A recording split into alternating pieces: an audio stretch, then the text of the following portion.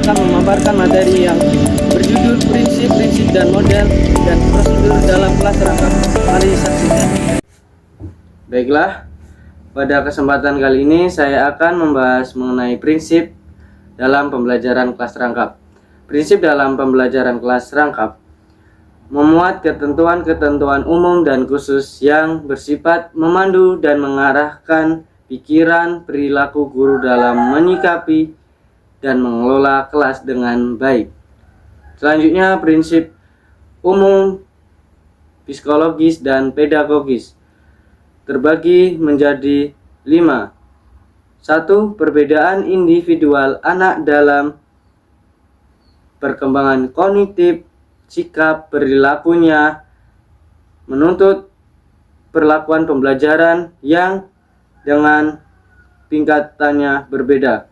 Misalnya, perlakuan terhadap siswa kelas 1 tentu harus berbeda dengan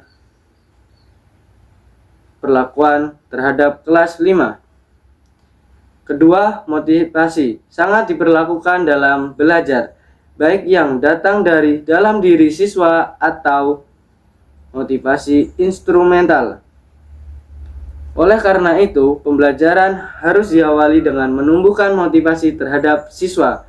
Yang ketiga, belajar sebagai proses akademis dalam diri individu untuk membangun pengetahuan, sikap, dan keterampilan melalui transformasi pengalaman. Yang keempat, belajar dari teman atau per grup, terutama mengenai sikap dan keterampilan sosial, dapat berhasil baik melalui interaksi yang dirancang. Yang kelima, pencapaian dampak instrumental atau menuntut lingkungan belajar yang memungkinkan siswa dapat melakukan kegiatan yang belajar dirancang dengan baik oleh guru dan terciptanya suasana belajar yang menyenangkan. Model yang ada di kelas rangkap. Pertama, model PKR 221, di mana dalam model ini seorang guru mengajar dua kelas, misalkannya kelas 5 dan kelas 6. Dua mata pelajaran IPS dan IPA dalam satu ruangan. Yang kedua, model pembelajaran 222. Pada model pembelajaran kelas rangkap 22, guru menghadapi dua kelas. Contohnya kelas 5 dan kelas 6 untuk mengajarkan matematika di kelas 5 dan IPA di kelas 6. Topik yang ini diajarkan tidak memiliki saling keterkaitan.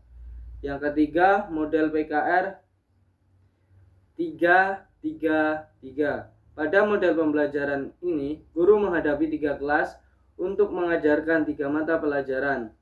Dapat diambil contoh dengan kelas 4 mata pelajaran matematika, kelas 5 mata pelajaran IPS, dan kelas 6 mata pelajaran IPA dengan mata pelajaran di 3 ruangan.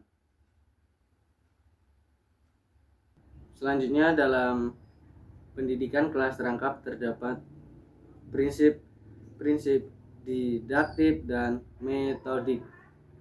1. Keanekaragaman pembelajaran agar dapat melayani perbedaan siswa.